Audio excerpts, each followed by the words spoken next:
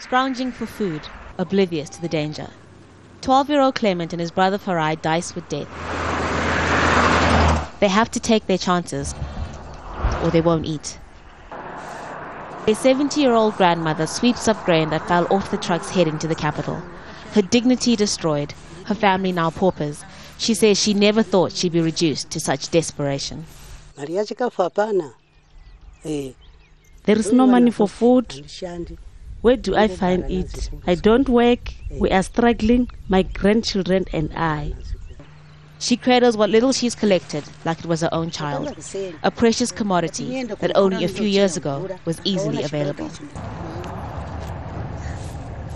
A few meters up the road, disturbing images of children as young as 5, hungry. According to the humanitarian aid group Save the Children, 1 in 10 children in Zimbabwe die before the age of 5. One can only imagine how it must feel, seeing a few others buying grain from the local miller and knowing you can't. Bertha is selling her mother's last chicken for money to buy a kilogram of maize, the country's staple food. With no one using the local currency anymore because it's so worthless, families end up selling the few animals they have left. A goat can raise enough for 5 bags of grain, a cow 10 bags. But the food never lasts long. This is my last chicken. I have 8 people to feed. The maize I will buy from selling this chicken is only enough for 1 meal for all of us.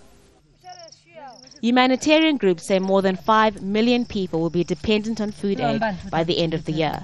That's over half the country's population.